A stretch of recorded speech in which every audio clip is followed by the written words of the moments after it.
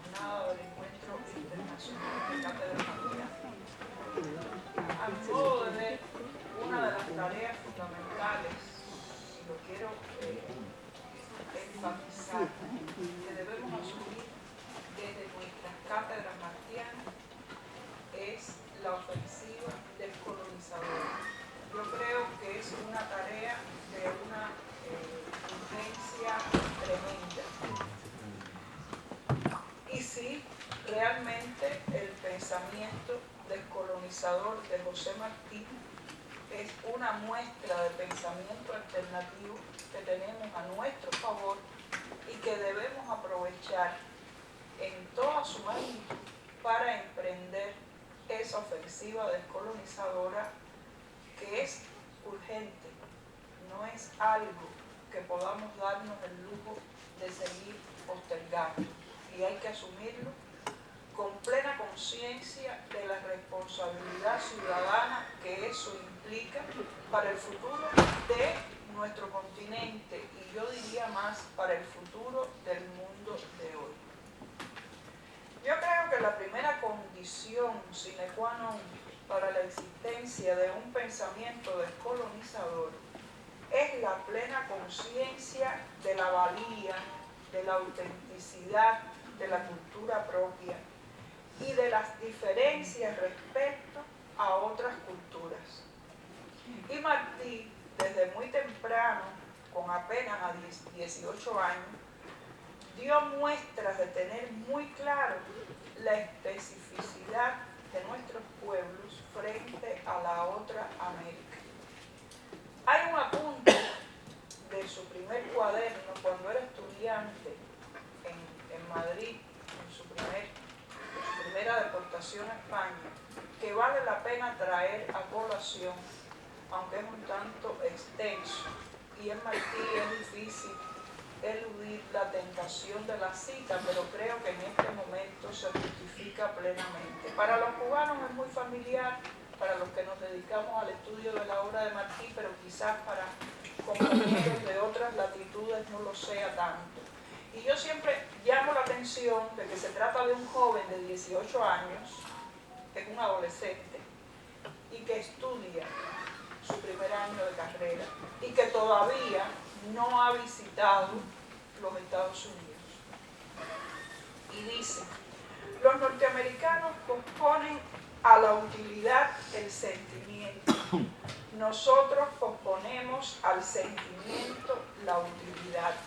Y si hay esta diferencia de organización, de vida, de ser, si ellos vendían mientras nosotros llorábamos, si nosotros reemplazamos su cabeza fría y calculadora por nuestra cabeza imaginativa y su corazón de algodón y de buques por un corazón tan especial, tan sensible, tan nuevo que solo puede llamarse corazón cubano, ¿cómo queréis que nosotros nos legislemos por las leyes con que ellos se legislan?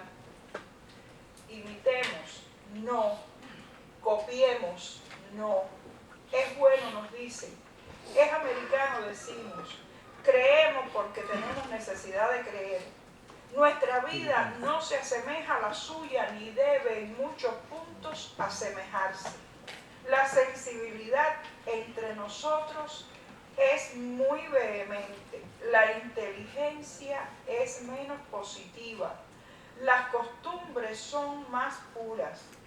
¿Cómo con leyes iguales vamos a regir dos pueblos diferentes? Las leyes americanas han dado al norte alto grado de prosperidad y lo han elevado también al más alto grado de corrupción. Lo han metalificado para hacerlo próspero. Maldita sea la prosperidad a tanta costa. Un joven de 18 años.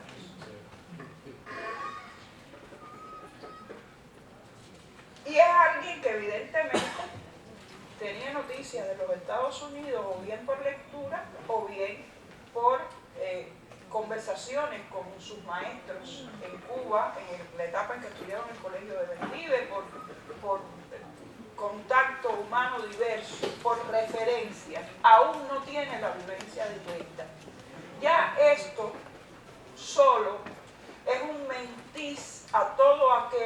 pretenda presentarnos a un Martí liberal deslustrado por los Estados Unidos. Esa mentalidad descolonizadora y libertaria tiene entre sus muestras más tempranas la preocupación por la libertad de espíritu, que viene en su criterio, por supuesto, de la cultura, del afán de superación personal del individuo. Y en uno de sus textos más citados y comentados sobre asuntos educativos, que es Maestros Ambulantes, dice Martí: ser bueno es el único modo de ser dichoso, ser culto es el único modo de ser libre, pero en lo común de la naturaleza humana se necesita ser próspero para ser bueno. Yo he leído el párrafo completo porque generalmente se dice que ser culto es el único modo de ser libre. Yo soy enemiga de las citas descontextualizadas. Obviamente no es incierto que ser culto sea el único modo de ser libre, pero eso hay que leerlo en el momento, en el contexto en que fue escrito. Pero es interesante porque al final primero está junto a la libertad que viene de la cultura la conciencia ética, el apego a la bondad, porque para Martí era tan importante ser culto como ser bueno, o incluso más, porque siendo bueno todo lo demás es posible. Y hay además que tener en cuenta qué significaba para Martí la prosperidad. Fíjense que dice que en lo común de la naturaleza humana se necesita ser próspero para ser bueno, es decir, para la mayoría de la gente. Ahora, ¿cuál es ese criterio de prosperidad que tiene Martí? Es un criterio que nada tiene que ver con conceptos de prosperidad generales, los de su época y los de la nuestra también. Prosperidad nunca puede ser sinónimo de la opulencia. Prosperidad es aquello que basta a la satisfacción de las necesidades materiales y al sentido mínimo de comunidad, de comodidad. Nunca puede ser sinónimo de consumismo, nunca puede ser sinónimo de ostentación, de opulencia, porque eso iría en contra de los principios de un hombre que decidió echar su suerte, por supuesto, con los pobres de la tierra. Y obviamente esos pobres de la tierra merecían una vida mejor en momentos en que los ricos eran cada vez más ricos, como sigue siendo hoy, y es una verdad que estamos arrastrando todavía y no sabemos hasta cuándo. Y es una verdad que tenemos el deber de contribuir a cambiar siquiera mínimamente en nuestro presente.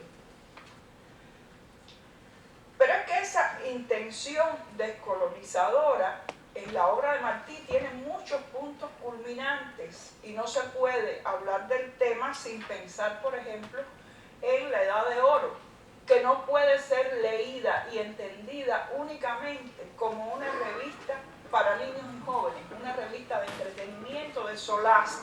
Es verdad que lo es, pero la Edad de Oro es sobre todas las cosas un proyecto cultural de contenido emancipador, de contenido cívico, que estaba destinado y pensado para preparar a los futuros ciudadanos que ejercerían sus derechos en las repúblicas independientes a inicios del siglo siguiente, porque la Edad de Oro es el 89. Esos niños y jóvenes iban a ser hombres y mujeres ya adultos y tenían el deber sagrado de conducir el destino de sus respectivos países. Y no por gusto, Martí canceló el proyecto, prefirió abortarlo en el cuarto número, cuando el editor Aaron da Costa Gómez, que era quien le daba la seguridad financiera para poder imprimir la revista, quiso que se hablara del temor de Dios. Y Martí lo deja claro en una de sus cartas de aquel tiempo: no temor de Dios, sí libertad de espíritu.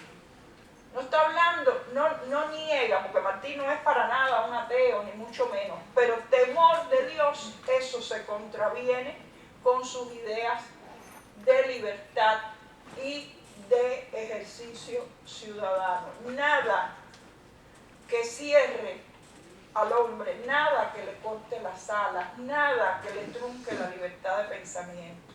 Pero además la Edad de Oro tiene la virtud de aunar en sus páginas lo universal y lo nuestroamericano, como ya anunciaría después en Nuestra América y venía anunciando en otros textos precedentes.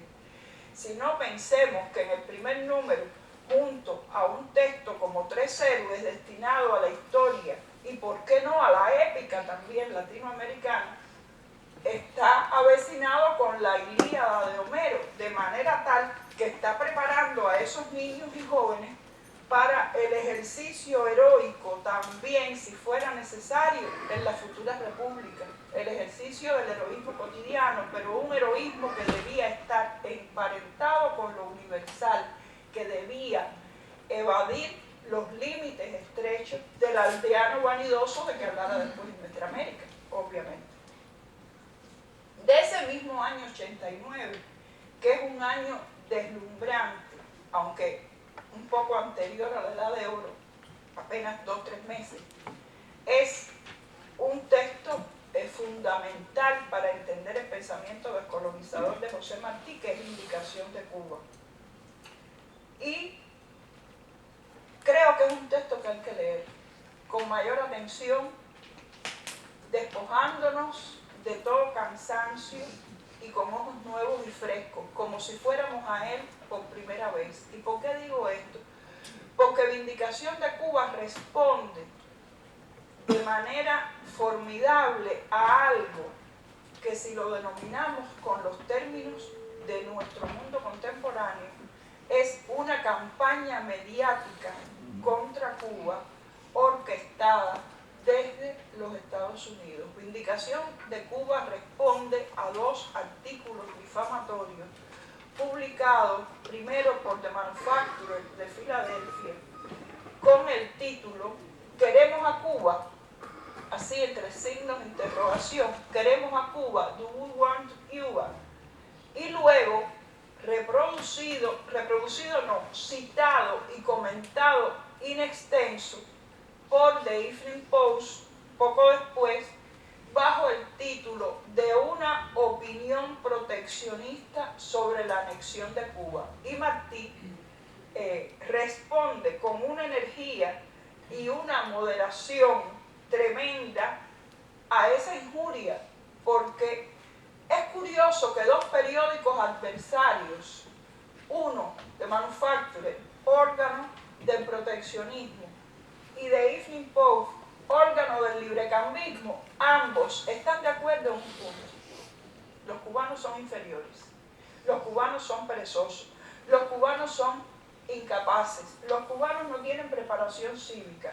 Dice The Manufacturer, y lo cita el Evening, que cualquier negro esclavo del sur tiene más conciencia cívica y más inteligencia que cualquier cubano para ejercer el ejercicio, valga la redundancia, es una barbaridad lo que estoy diciendo, ciudadano, para ejercer como ciudadano en la futura república cubana, con un racismo y un desprecio por los propios pobladores de raza negra de los Estados Unidos, perdón, de raza es una falacia como concepto, por los negros norteamericanos y por los negros y mestizos de cualquier territorio. Yo quisiera saber dónde no hay mestizos o negros en este planeta, porque los mestizajes a escala planetaria y la pureza de sangre son una gran falsedad, aunque se tenga piel rosada y cabello rubio. Eso es una verdad como un templo. Por lo tanto, en el caso de Vindicación de Cuba, el racismo se extiende no solo a Cuba, se extiende también a los pueblos latinoamericanos, y hay que leerlo en relación con otros textos. Yo recuerdo, por ejemplo, un fragmento de Martí. Fíjense que no voy a citar nada de Vindicación, voy a hablar de otro texto, que es una crónica sobre la República Argentina en los Estados Unidos, comentando un artículo de Harper Monthly, donde dice Martí: nos estudian e historian, está hablando de América Latina, y está hablando de ese artículo del Harper's, nos estudian e historian a meras ojeadas y con mal humor visible, como noble apurado que se ve en el aprieto de pedir un favor a quien no mira como igual suyo.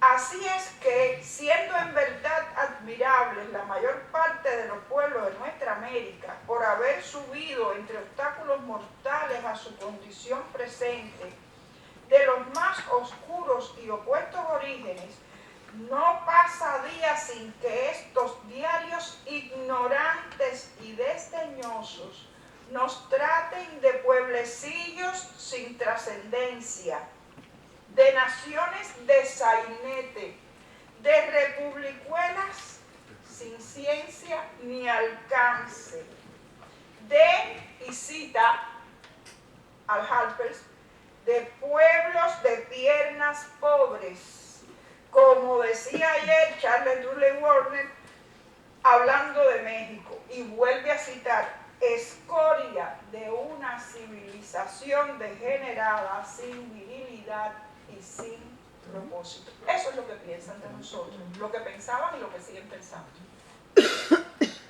Cuando le escribe a su amigo mexicano, hablando de vindicación de Cuba y de lo dura que fue para él esa campaña y lo que hemos tenido el privilegio de trabajar con el borrador de vindicación de Cuba anterior a la versión publicada por el Evening Post, sabemos de la indignación de Martí, porque fue un texto pensado y escrito en inglés para ser publicado por la prensa norteamericana y está lleno de enmiendas, de tachaduras, la letra es ilegible, como quien escribe bajo una presión y una urgencia, no solo política, sino psicológica tremenda, como quien escribe presa precisamente de esa indignación y de ese dolor. Y sin embargo fue capaz de contener eso, de dominar los obstáculos, de escribir en la lengua del contrario y de hacerlo con la moderación que consideraba un elemento eficaz, porque si usted tiene razón y no es moderado, pierde la razón. Y él sabía eso, y lo dice constantemente en muchos momentos de su obra. Pero Martí le dice a Mercado claramente, lo que quiero es demostrar que somos pueblos buenos, laboriosos y capaces. A cada ofensa una respuesta del tipo de la que le mando y más eficaz por su moderación. A cada aserción falsa sobre nuestros países, la corrección al pie. A cada defecto, justo en apariencia, que se nos eche en cara, la explicación histórica que lo excusa y la prueba de la capacidad de remediarlo. Sin defender, no sé vivir. Me parecería que cometía una culpa y que faltaba a mi deber si no pudiese realizar este pensamiento. Y en esa misma carta Martí expresa su deseo, que no pudo materializar por falta de medios económicos, de publicar un periódico en inglés que circulara dentro de los propios Estados Unidos para atacar en el propio terreno las ideas anexionistas y difundir la verdad de nuestros pueblos en esas tierras. Qué pérdida, ¿verdad? El hecho de que Martí no haya podido materializar ese propósito. Y qué lección para los tiempos presentes en que urge sistematizar esa estrategia defensiva de nuestros pueblos y dar a conocer en el terreno del contrario nuestras propias verdades en sus códigos lingüísticos y valga decir en sus códigos culturales, porque no podemos hablar de lengua sin hablar de cultura. En el último trimestre del 89 tuvo lugar también, se inició la conferencia panamericana que se extendería hasta ya avanzado el 90. Y una de las estrategias que se siguió durante esa conferencia, una de las primeras cosas que se hizo, fue incorporar a los delegados latinoamericanos a un viaje ostentoso en un tren de lujo para que vieran todo lo digno de verse que había en aquellas tierras, desde las cataratas del Niágara, los altos hornos de Pensilvania, las grandes fábricas, las universidades, los museos, las maravillas de los Estados Unidos, es decir, los puentes, las obras de ingeniería, la ciudad de Nueva York y demás. Y en medio de ese tour fastuoso había un objetivo, claro está. El objetivo era deslumbrar, el objetivo era que esas personas que venían de unos territorios mucho más humildes, con unas condiciones de vida y de desarrollo social muy diferentes, se sintieran minimizados. Así el colonizador daba un primer paso indispensable para obtener los propósitos, que era sojuzgar el intelecto y el sentimiento. ¿Y cuáles eran los propósitos del cónclave? Eso es sabido: implantar unión aduanera, moneda única, sistema de arbitraje obligatorio con sede en los Estados Unidos, y que todo el mundo dijera que sí, aquí estamos, ustedes son nuestros salvadores y vamos a hacer gustosamente su patio trasero. Ese era el propósito. Y se siguió esa estrategia de deslumbramiento que Martí advirtió, obviamente,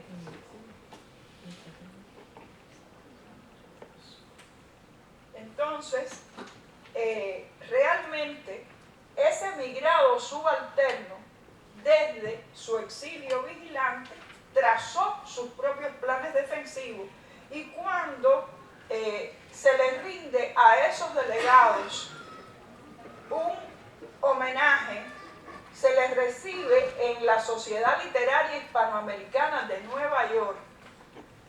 Martí pronuncia allí el 19 de diciembre del 89 uno de sus discursos más vibrantes y esclarecedores, que es Madre América.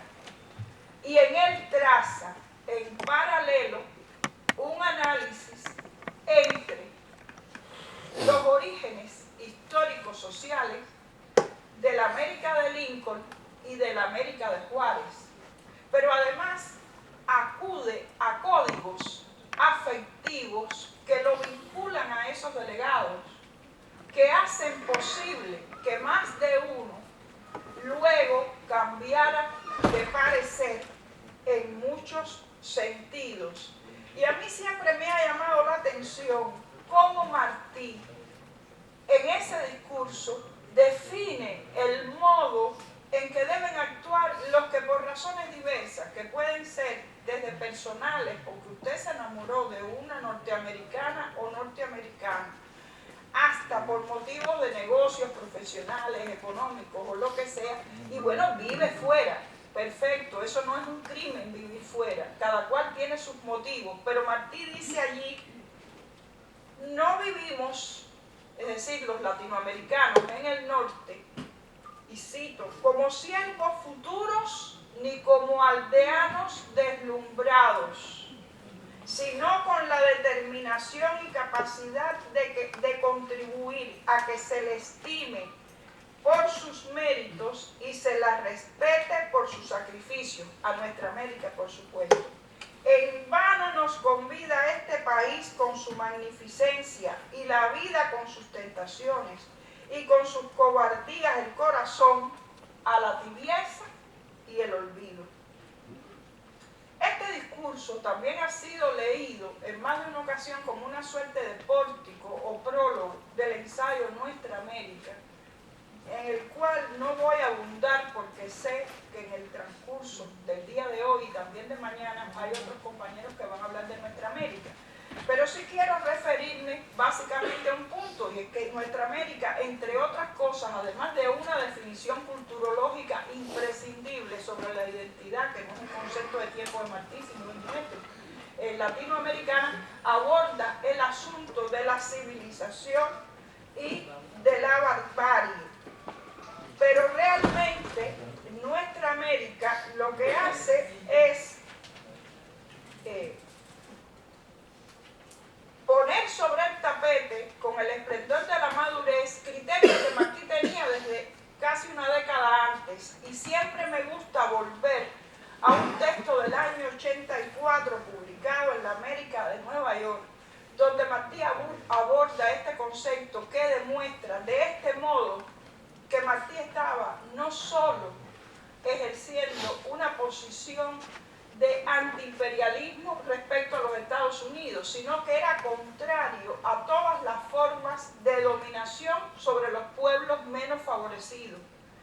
Y dice allí, la civilización, que es el nombre vulgar con que corre el estado actual del hombre europeo, tiene derecho natural de apoderarse de la tierra ajena perteneciente a la barbarie, que es el nombre que los que desean la tierra ajena dan al estado actual de todo hombre que no es de Europa o de la América europea, como si cabeza por cabeza y corazón por corazón valiera más, y fíjense qué ironía, un estrujador de irlandeses o un cañoneador de cipayos que uno de esos prudentes, amorosos y desinteresados árabes que sin escamentar por la derrota o amilanarse ante el número, defienden la tierra patria con la esperanza en Alá, en cada mano una lanza y una pistola entre los dientes. Está arremetiendo nada más y nada menos que contra las potencias coloniales europeas, sobre todo contra el nunca bien ponderado imperio británico, que era el estrujador de irlandeses y el cañoneador de cipayos. Y esto lo está escribiendo un muchacho que tiene 31 años, porque en Martí siempre hay que estar teniendo en cuenta la edad, porque fue un hombre que murió realmente muy joven, y esa madurez precoz nos asombra cada vez que nos adentramos en la lectura de sus páginas. Yo creo, ya para terminar, que urge estudiar con sentido crítico nuestras realidades nacionales y también el todo continental. Trazar estrategias de enseñanza de nuestra historia y de nuestra literatura, y valga decir de nuestra cultura en el sentido amplio del término, desde nuestras verdades, pero con vocación universal. Proteger la memoria histórica de saqueos y distorsiones interesados. Continuar incidiendo en la esfera de la comunicación con medios propios y ampliar su alcance estratégico.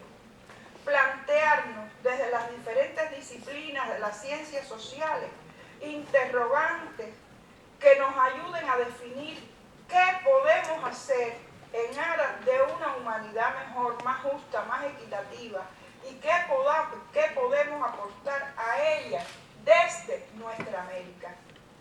Por último, y no en último lugar, creo indispensable continuar perfeccionando las estrategias de difusión de la vida y la obra de Martí.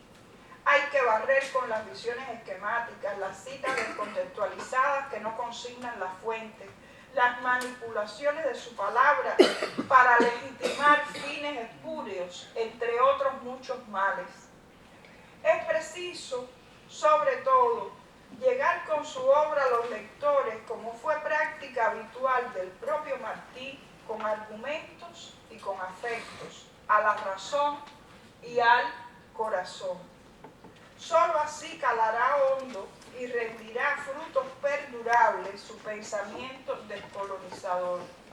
Si estas notas fugaces consiguen motivar futuras inquisiciones y, sobre todo, despiertan iniciativas transformadoras a nivel sociocultural, habrán cumplido sus propósitos iniciales, pues solo pretenden abrir y prolongar un diálogo útil y reflexivo. Muchas gracias.